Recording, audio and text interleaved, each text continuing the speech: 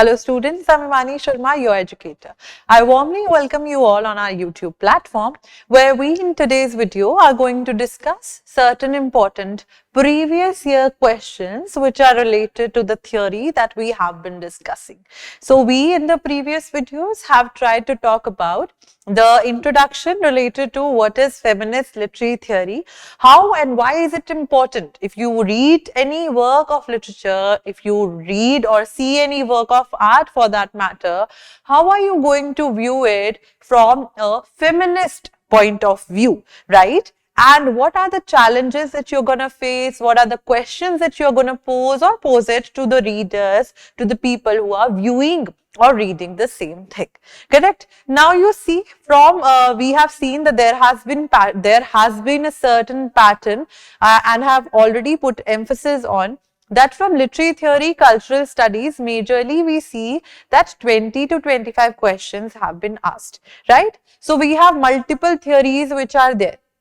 We also have one of them is feminist literary theory, right? So here some important questions we are going to deal with. Your approach should be, first of all, you can grab any pen, paper, notebook that I always keep on saying.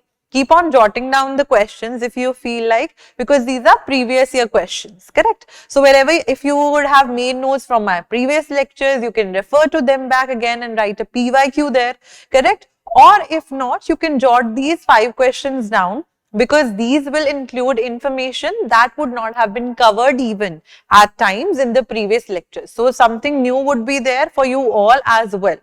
Also, try to make sure that I will be giving you the question, reading the answer, telling you, explaining the answer and all. So I will wait for some milliseconds. So I would highly suggest that you guys pause on the question, read the question properly, and then play the video again to see what is the answer to the question, what have I explained with regards to the same.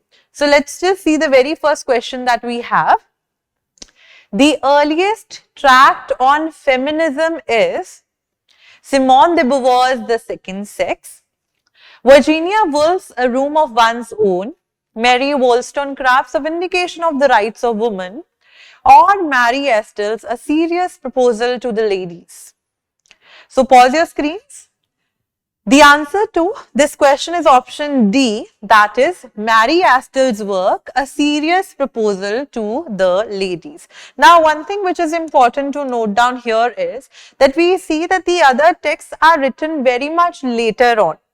This text was written in the year 1694, and here Estelle has tried or proposed an idea that for women, some separate educational institution should be established so that the women are feeling safe there. They are away from the brutality of the patriarchal mindset, the patriarch itself. So she wants and she suggests that for women, separate educational institutions for the education in the year 1694. So you see in the 17th century, she is posing this idea. And during this particular time period, we see after Elizabethan, Jacobean and all, we see that women were not given that much prominence in the field of writing, and hence a woman writer is standing and saying this thing. She has an idea, right? And with that idea, she tried to propose that in her work that was published in 1694, A Serious Proposal to the Ladies, correct? Hence the second question, the answer to the question is option D. Then we have the second question. The term womanism was first used by, so you can pause your screens again here, correct? You can pause your screen here once again. The answer to this question is option D, that is Alice Walker.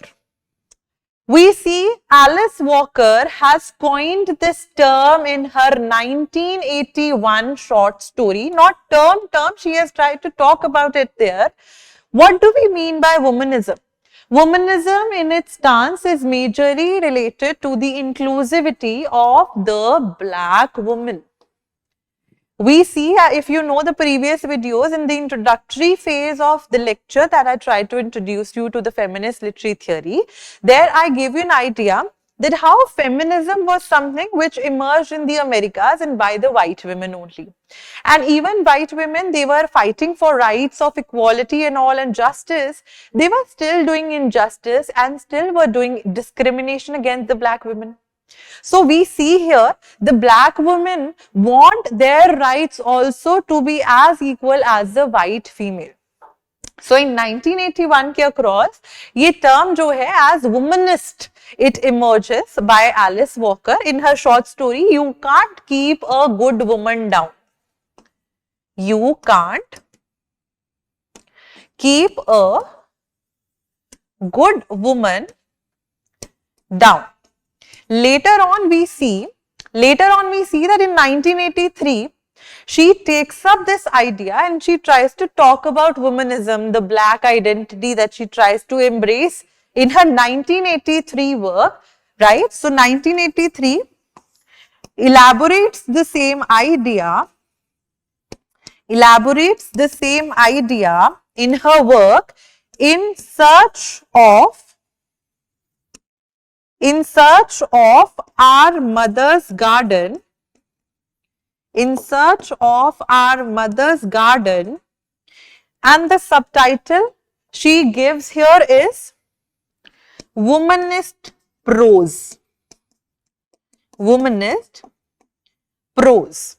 So these are certain facts that of course from one question they will never ask direct previous year question nahi pooch lenge. They will take bits from here and they will try to trick you up.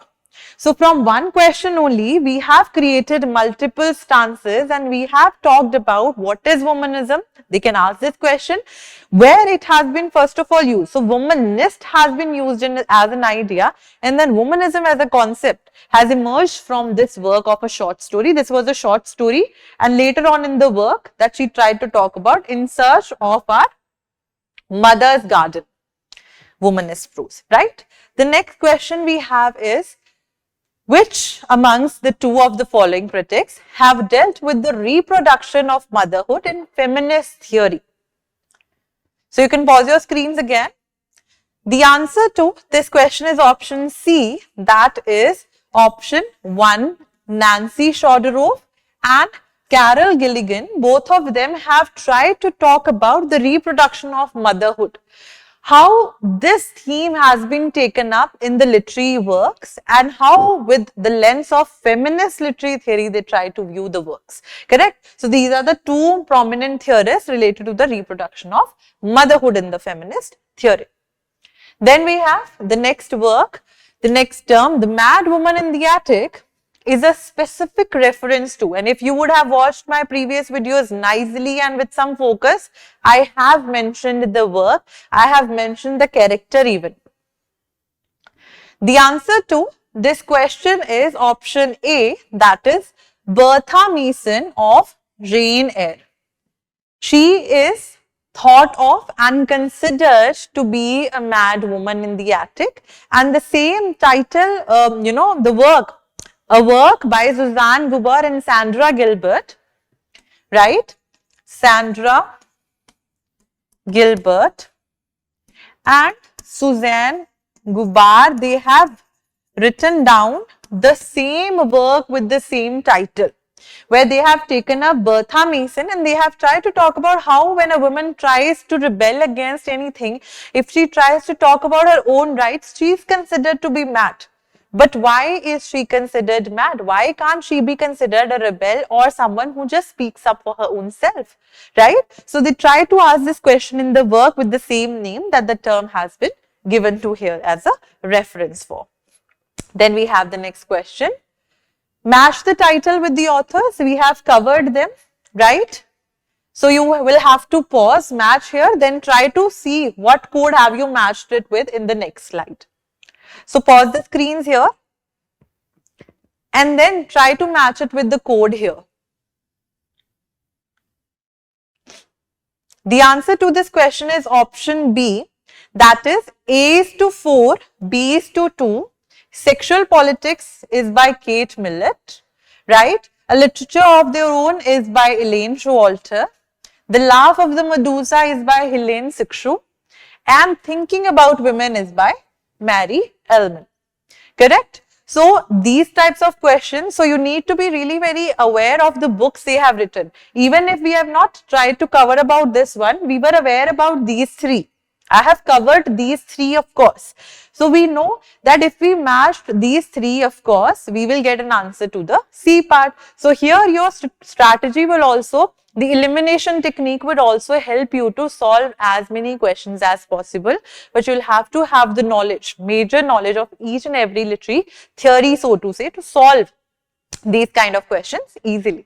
Correct? So I hope this video was of much use to you all, and you all were easily understanding the concept of feminist literary theory, post-structuralism as we have covered in the previous video, as well as deconstruction. I'll see you guys again in some other video. Till then, you keep on studying. Thank you so much and have a good day. Bye-bye.